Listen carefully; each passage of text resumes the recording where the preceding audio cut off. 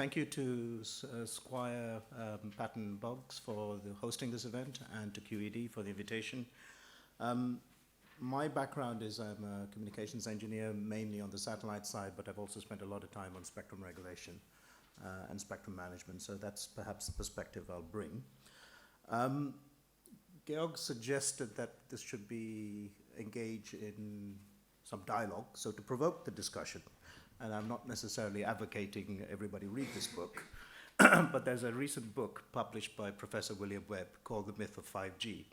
And it is actually quite instructive to read it because it gives a different perspective about what the future 5G ecosystem could or should look like and how one evolves from now to that point.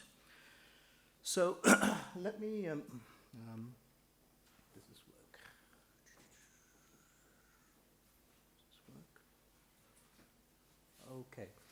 So what I'm trying to do in this presentation is to provoke some discussion, and since there are some operators here, unfortunately no vendors apparently, is to try to understand in an open forum what might be the economic rationale for moving ahead with early stage 5G deployment. Now, if we look at what's happening today, you have so-called 4G LTE-A networks which are being rolled out at least on an initial basis, and they are advertising semi-commercial or commercial speeds up to about 500 megabits per second. And that is being done through carrier aggregation, which is a part of the LTE standard, using several bands below and up to 2.6 gigahertz. So I'll just flick forward and then come back to this slide. So these are two relatively recent announcements, one by Vodafone in Germany, which is a so-called 4.5G service, which is providing up to about a 400 megabit headline data rate, and TIM did a 500 megabit data rate. And this is all through the current LTE standard using some form of carrier aggregation and typically limited to bands up to 2.6 gigahertz based on at least what is in the public domain literature. So if I go back to the first slide, so these carrier aggregation networks are happening today, but so far as we understand, no one has yet deployed an LTE network which employs carrier aggregation, including in bands below 2.6 gigahertz, as well as the up to 400 megahertz, which is going to be available in Europe across the EU pursuant to Commission spectrum decisions. So when one adds another 400 megahertz of spectrum, no matter how it's divided per operator in the country, you're almost certainly going to get to a point where the gigabit, the data rates or the headline advertised data rates using the LTE standard will probably get you to over 1 gigabit per second. I'd be interested in seeing what the views of the operators are. So on top of that, you have LTE LAA, which is trying to get access into some of the other bands below 6 gigahertz. And perhaps in the context of consumer broadband, as opposed to necessarily the verticals, everybody knows that somewhere between 60 to 80% of mobile data traffic is offloaded to Wi-Fi. And Wi-Fi today is relatively low data rate, 2.4 gigahertz Wi-Fi, plus somewhat higher data rate Wi-Fi at 5 gigahertz. Now, one would assume that certainly in Europe, the operators will be looking to monetize their current investments, and one has to see how long that will take. There is some concern by the operators that their average ARPU per customer has gone down. The trend in Europe is perhaps somewhat different from the US, and perhaps we'll discuss this in the panel. But there is relatively little public subsidy for mobile operators in Europe, and therefore it is basically based on a business case. And a business case has to exist in order to invest in future 5G infrastructure. So I think I would be really surprised if anybody in this room strongly disagrees with the proposition at the end of the slide, which is that it's most probable that the first phase of 5G-like services will be deployed in centimeter wave bands below 3.8 gigahertz in Europe, supported by Wi-Fi and something called WiGig, which I'll come to. Oops, I'm going the wrong way. So moving on to millimeter waves, and you can classify millimeter waves into something like low millimeter waves, which are probably somewhere between 24 to, say, 40 gigahertz, and high millimeter waves, which tends to be the frequency bands above 50 gigahertz. The problem with millimeter waves, from everything which certainly we've read, is it's extremely difficult to get a radio signal to go through building walls, plated glass, and windows. So it is not entirely obvious, okay, how one is going to deploy a wide area millimeter wave network to deliver these very high data rate services. And it seems unlikely that there will be a standalone millimeter wave wide area network.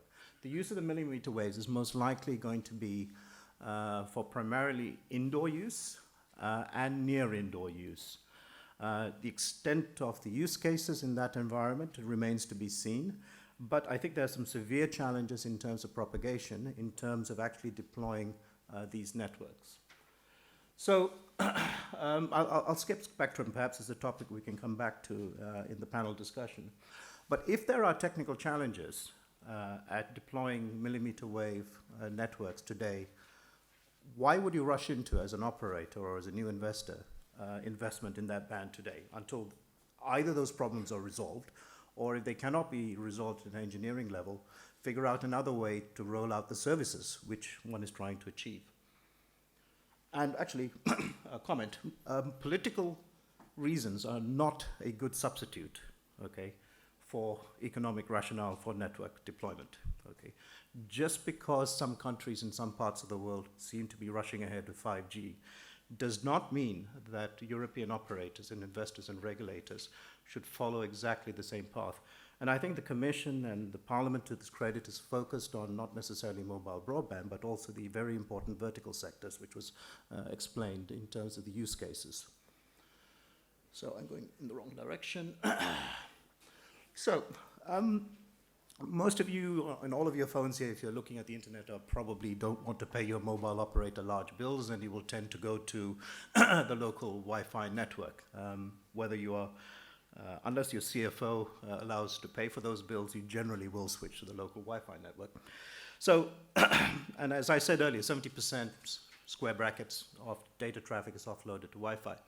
Now, whether one believes it or not, if you go to some of the public forecasts, not by us, but by some of the market research analysts, it is claimed that this year, somewhere approaching 200 million WiGig devices will be shipped.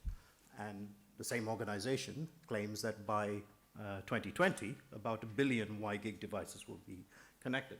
Now, what is WiGig? WiGig is essentially a very high data rate Wi-Fi, which operates around 59 gigahertz, 60 gigahertz, and it is supposedly able to hit 10 gigabits in indoor environments.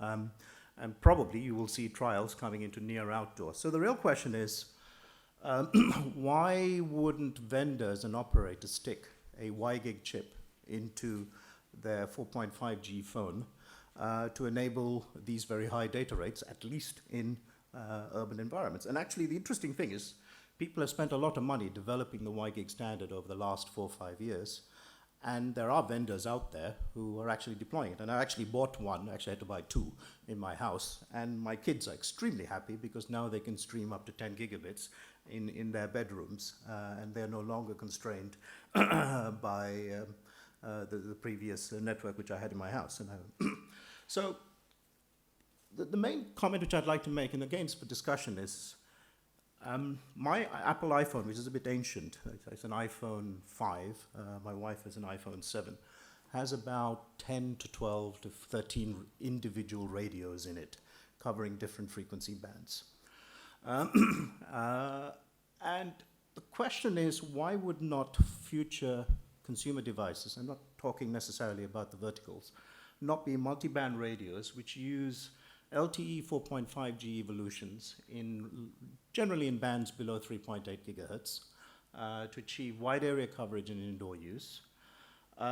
Certain bands in wherever, millimeter waves, for high capacity indoor use, plus some combination of Wi-Fi and WiGig radios where you can offload and probably not pay much, but achieve very high data rates indoors.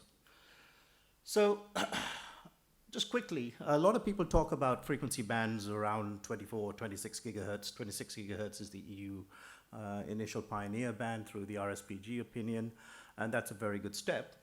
But if those bands are relatively limited in frequency bandwidth, but if you go up to 66 to 71 gigahertz, which is immediately, and 81 to 86, you have 15 gigahertz of spectrum in relatively contiguous large blocks, 5 gigahertz wide and 10 gigahertz wide, and it's relatively unconstrained by other radio spectrum users.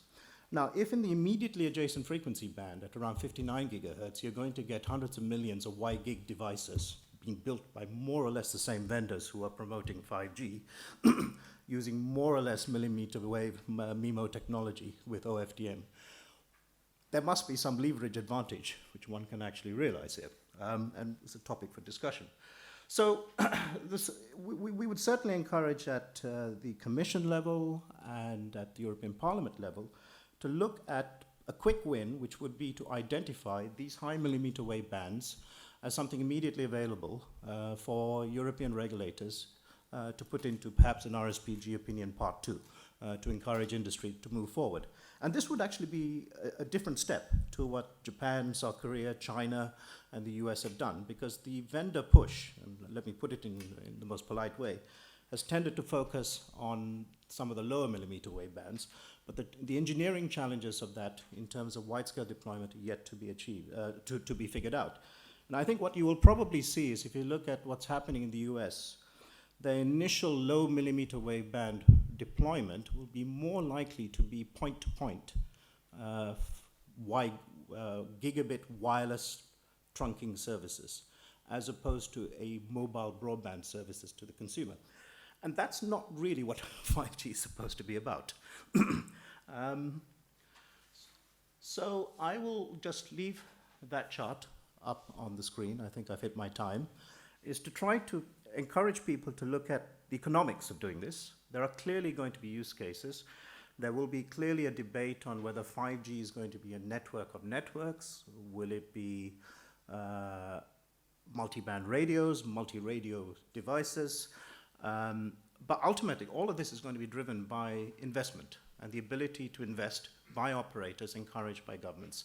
And I think that is where I'd like to leave it at this point in time. Thank you.